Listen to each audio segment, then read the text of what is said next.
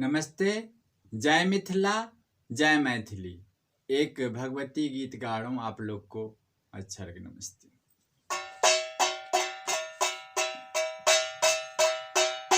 साँझ खान आहे काली, साँझ देखेला हूँ, माहे केला कौन पड़ा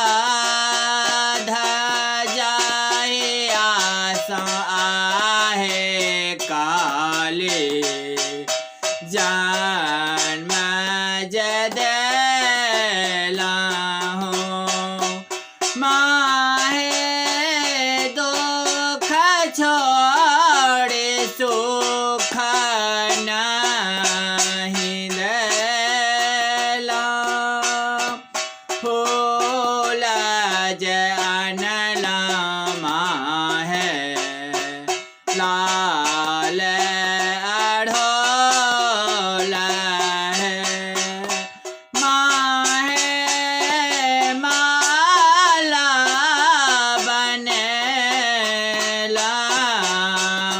हम, माहे करे आओ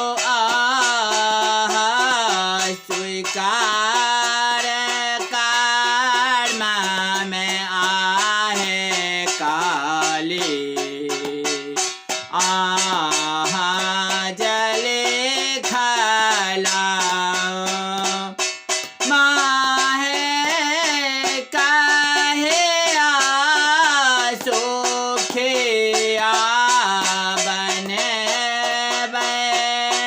आचरी जय आहे काली, माख मलक आनला,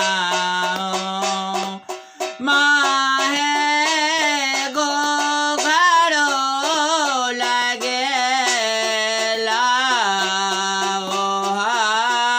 हम,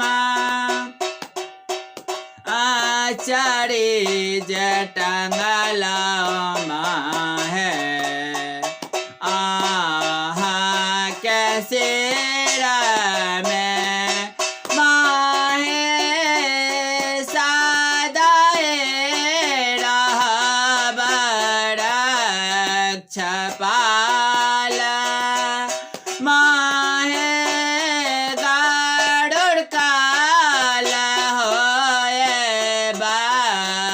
बसहाय, माहे गालते करब क्षमा, माहे राज पर कृपा बरसब, माहे सब पर बसाय, माहे गलते करब क्षमा, साँझ खान आहे काली, साँझ देखेला हो, माहे केला हो कौन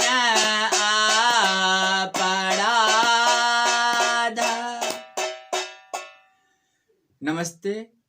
आप लोग को मेरा वीडियो अच्छा लगता हो तो चैनल सब्सक्राइब करना, लाइक करना, शेयर करना और राजीव मिश्रा पे कृपा बरसाए रखना। गलती